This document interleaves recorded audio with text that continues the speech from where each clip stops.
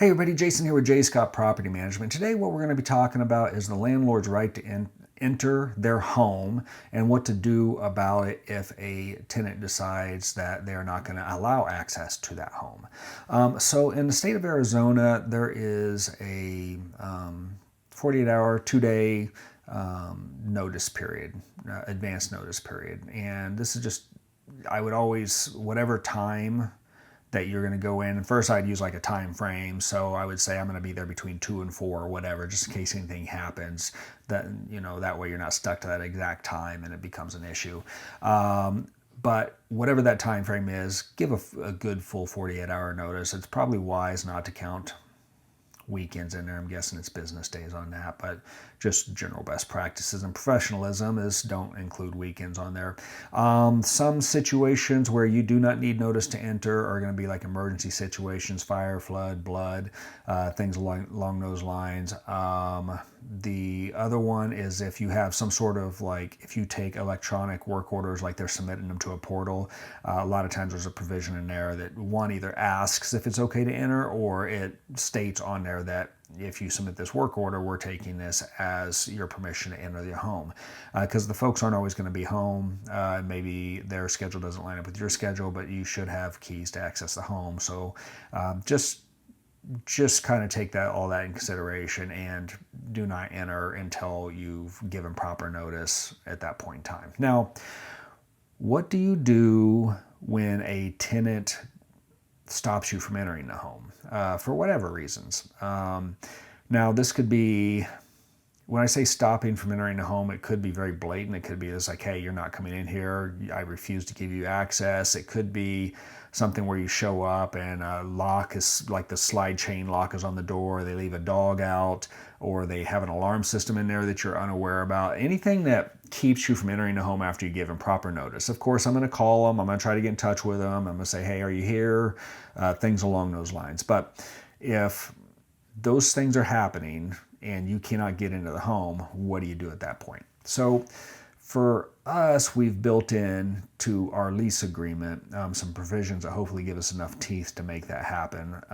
The first thing that we do, again, this is all written out in the lease. So first we're going to define it. When we give you 48-hour notice, we are going to enter your home. If we may have service providers coming over, any of those types of things. If you do not allow us access, if you stop us from accessing within that after our proper notice period is given, then the first thing that we're going to do is charge you a fine, a lease violation fee. For us, it's $100. Then we also define in there that if we have a service provider, either one showing up, a vendor, or with us, without us, whatever the case, if they show up like a plumber and we can't gain entry because of one of those situations, and that plumber charges us a trip charge, service fee, whatever else, because they've invested time in that now, and of course they should be charging, then that tenant is also responsible for those additional trip charges for not getting us access.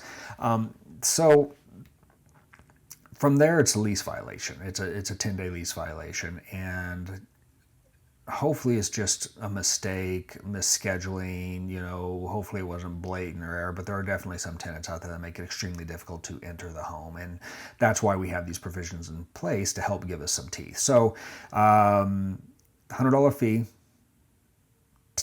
10-day violation to cure, notice to cure, and then we will give them another notice and try to take care of the situation there, assuming it's not an emergency. If it happens again, then if you would like, you can proceed with having them forcibly removed, going the legal route. If it's something that you think should be brought to that level, in each situation, it's going to be different. I would say that if it's over and over and over again, and things like this are causing damage to the property, and it's nightmare, then there may be a certain point where it rises to the level of moving those tenants on. But if it's just one and it's an accident, you talk to them and they're somewhat apologetic, or you didn't look like it was maybe just flat blatant on purpose and it's a one-off situation, of course work with them. We don't want to escalate and create vacancy for something that may have been an honest mistake. But if it's a continued situation and you need to get it resolved and you need to get in there and you're tired of dealing with the tenant blocking you 24/7, those are some ways that you can build provisions into the lease that will help make it painful for them not to comply as well.